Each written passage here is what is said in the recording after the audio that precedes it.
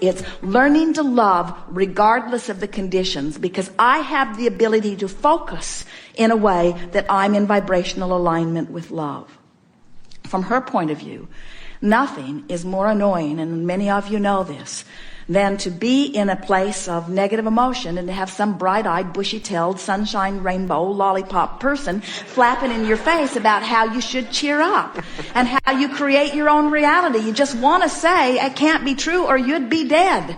In other words, you really don't, it is as annoying for her in her sadness to have you happy, happy, happy, as it is for you in your happy to have her sad, sad, sad. In other words, they are vibrational frequencies that do not go together. And law of attraction would not put you together if you did not feel the familiar commitment of family. In other words, you said it. You said the biggest problem we have is with the people that we love the most. And so your love or desire to love them sucks you in, and then you just get in there and you take potluck. And completely. What we would say to any of you is we would never set ourselves up for potluck again. We would practice the vibration of mother. We would practice the vibration of brother. We would train ourselves in to a vibration about anybody that we have to spend time with or that we're likely to spend time with. We'd train ourselves into a vibration that feels good when we're there. And then law of attraction must give that part of them to you.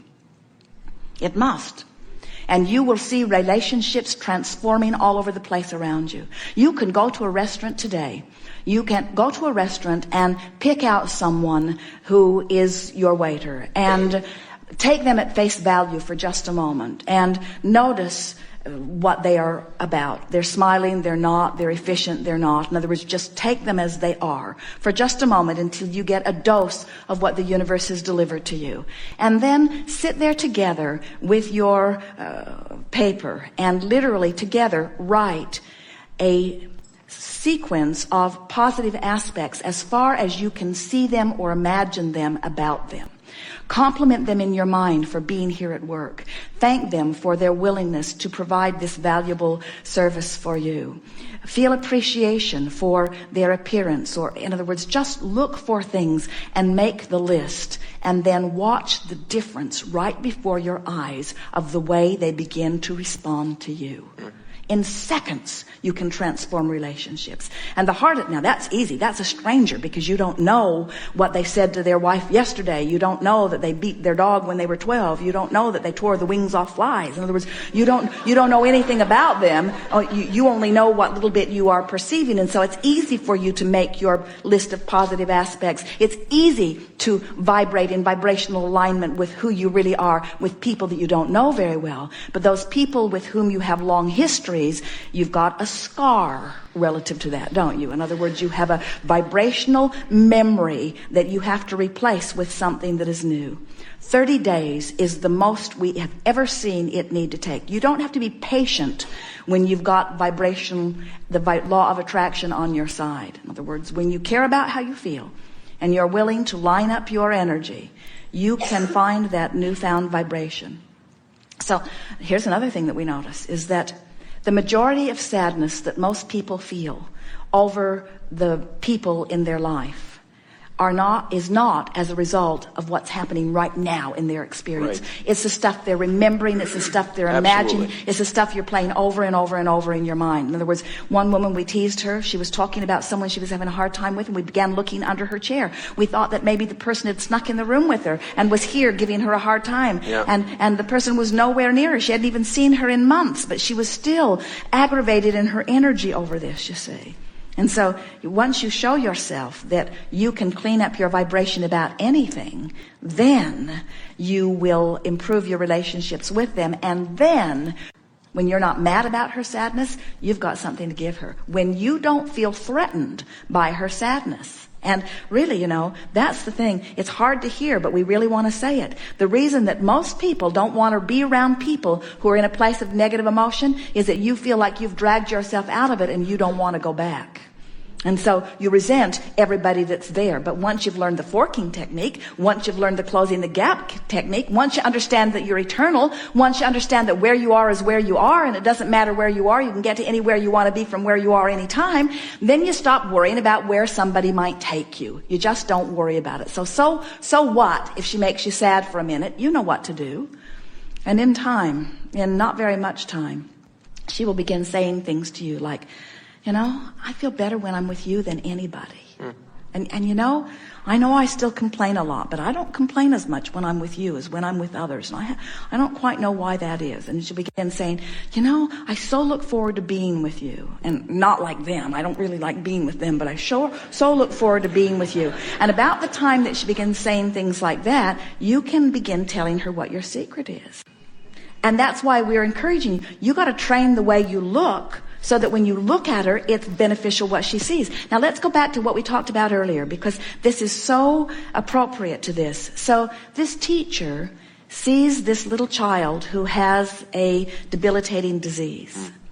And it's so apparent that he cannot take his eyes from it and wishes to help her overcome it.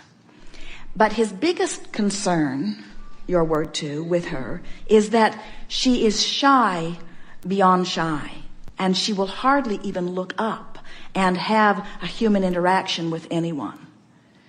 And when we explain to him that the reason she doesn't look up is because she doesn't like what she gets back. Now this is a dramatic, exaggerated example of what you're talking about. But when you see someone, when someone has spent a long time convincing you that they are sad and that they are justified in it until you are actually convinced that it is true, so that when you look at them, that's what you see, now they have rendered you incapable of being of any real value to them. And so the real value that you provide anyone is when you maintain your unconditional connection to who you are, which takes work. In other words, it's easy to just look out and see something and have a knee-jerk response to it. It's not so easy to look out and see something and have a knee-jerk response to it and give birth to what you really want and then train yourself into what you really want while this knee-jerk responding thing is still knee-jerk responding all around you. In other words, it takes some doing to hold yourself here when this is flapping around in such visual appearance here. But you're giving her less of you than is really potentially there. So then you gotta say, for her sake and for yours, but it's for your sake that we want you to do it for, you gotta say, I've got to find another way of approaching this. So you have your experience with her, whatever it is, and you let it play out however it does, because once it gets rolling, it's gonna play out. But you say to yourself all along, you say, I'm gonna write about this. This is one of those that I'm gonna deal with. I'm going to close the vibrational gap on this one. I'm going to apply every process in the book. I'm going to close the vibrational gap on this one. And then you say, I love being with you mostly. And next time we get together, it's going to be really, really good. That's a promise you say to her. And if she's curious about that, what do you mean? Well, she will be. Well, what? Then you say, because nothing is more important to me than to feel good. And when you're sad, it's really, really hard. So before we get back together, I'm going to train myself into feeling good even when you're sad. Now that might shock her a little bit. And then look her square in the eyes and say, I'm going to do it for both of us. I'm going to do it for both of us.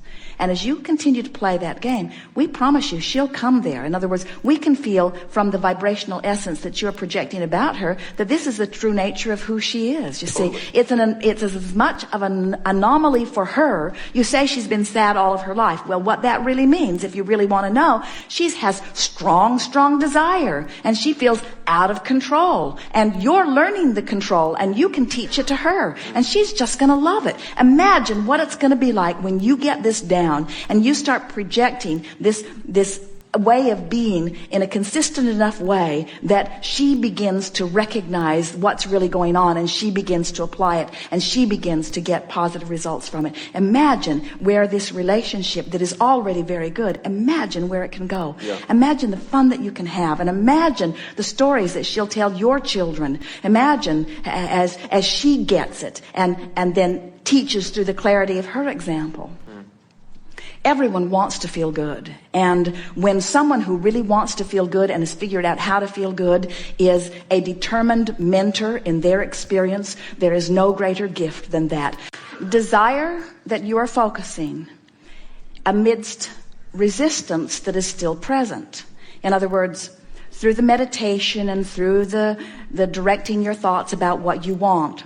You see, let's back up just a little bit and start in this way. We've been saying that if your car is going 5 miles an hour and you hit a tree, it's not as much problem as if your car is going 100 miles an hour and hit a tree. So sometimes in the beginning of deliberately applying thought, you can get out of balance in the sense that you goose up your desire disproportionate to your ability to allow. So what really happened here is that you increased your desire as you were focusing on what you wanted, as you were meditating on these things that you wanted. You summoned more energy than your vibrational stance could allow easily. Now, the very good news is that your desire was strong enough, your focus was strong enough that you pulled it off, but you pulled it off in discomfort. And the answer to your question is you do not have to experience the pain in that, but the pain is an indication that you are pushing through some resistance, you see. Often this happens when people are impatient about wanting to make things happen. We notice that, and we say that the rule of thumb is be as specific as you can be in your visualizing, with as specific as you can be and still feel good. In other words, when you try to make something happen before you're really ready to make it happen, but you really want it to happen before you're ready to make it. It's what we meant earlier when we said someone who really, really wants a relationship and they want it now. They're just sick and tired of being without someone and they really, really want it. So they meditate on having a relationship and having it now. And their desire to have the relationship is so strong, the universe will bring them one, but it will be a painful relationship because they didn't clean up their vibration before they demanded that it come.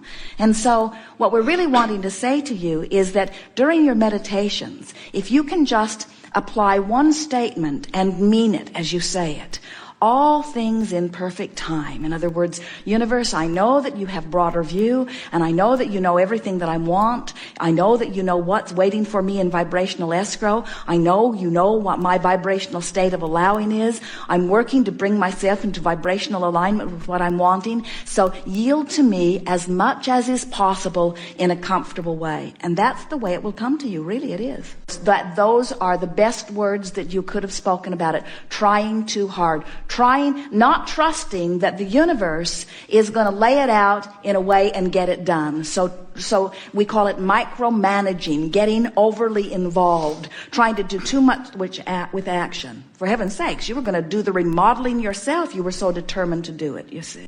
You get what you think about whether you want it or not. So when you think about the van that you want, but you say, I don't want it to be red, what the universe hears is red van. Okay.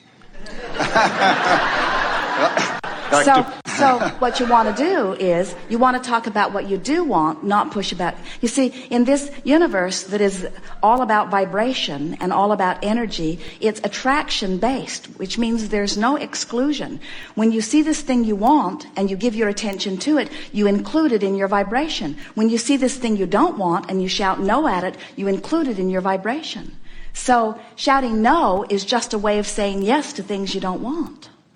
It's a bit like Esther in the days that the first answering machines came into being. And Esther bought an answering machine, but she kept forgetting to turn it on. So she made a sign and put it on the door into the garage that said, turn on the answering machine, which worked for a day or two, but pretty soon the sign just looked like the door. In other words, it lost its impact. And so what happens as you listen more and more, it becomes sort of ludicrous. Don't you find it almost hysterical how they say to you, here is a remedy for this, and then they say da da da da da da da da da da. Yes, but it could cause this and this and this and this and this. Blindness, constipation, vomiting, dizziness. All of them. And then Esther says, ooh, yummy, give me some of that. In other words, who wouldn't want that? In other words, That's you begin right. to make fun of it. Who wouldn't want all of this bonus stuff that comes along with that, you see? And so in time, it's beginning to have a sort of backlash because you are so indoctrinated with it that it is no longer having the impact that it did when those threats and scares were new. Your war on terror will begin to be the same way in time. Yeah, so if you're in news, as your own personal experience does not balance with the representation that they are giving you.